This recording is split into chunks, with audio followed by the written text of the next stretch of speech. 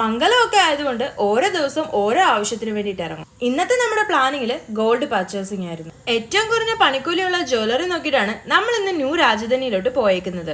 അവിടെ ചെന്നപ്പോൾ തന്നെ അവർ എനിക്കൊരു 10ന്റെ ഫ്രൂട്ടി തന്നു. നാരങ്ങാവെള്ളം കുടിച്ചതുകൊണ്ട് അതോടെ കുടിക്കാനുള്ള സ്റ്റോറേജ് ഇല്ലാത്തതുകൊണ്ട് ഞാൻ അതങ്ങ് മാറ്റി വെച്ച് ഗോൾഡ് പർച്ചേസിംഗ് തുടങ്ങിട്ടോ. സംഭവം ശരിയാണ്, ഇവിടെ 600 മില്ലി തൊട്ടാട്ടോ ബ്രേസ്ലെറ്റും റിങ്ങും ഒക്കെ സ്റ്റാർട്ട് ചെയ്യുന്നത്. മംഗലത്തിന് വേണ്ടിയിട്ടുള്ള ഓർണമെന്റ്സ് നോക്കുമ്പോൾ എല്ലാ പെമ്പിള്ളാരുടെയും കണ്ണു പോകുന്നത് ചെട്ടിനാട്ടിലോട്ടാണ്. കുറച്ചു നേരം കഴിഞ്ഞപ്പോൾ ഞാൻ അങ്ങ് ടയേർഡ് ആയിട്ടോ. അങ്ങനെ ഞാൻ ആ ഫ്രൂട്ടി എടുത്ത് അങ്ങ് കുടിച്ചു.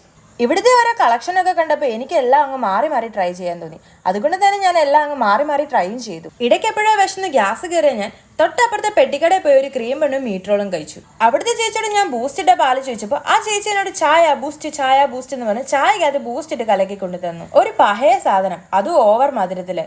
എന്ത് ചെയ്യാനാ, കാശ് വെറുതെ ആയി പോത്തില്ലേ. അതുകൊണ്ട് ഞാൻ അതും അങ്ങ് കുടിച്ചു. പുറത്തു പോയി ചായ ഒക്കെ കുടിച്ചു വന്നപ്പോൾ അകത്ത് വീണ്ടും ചായ.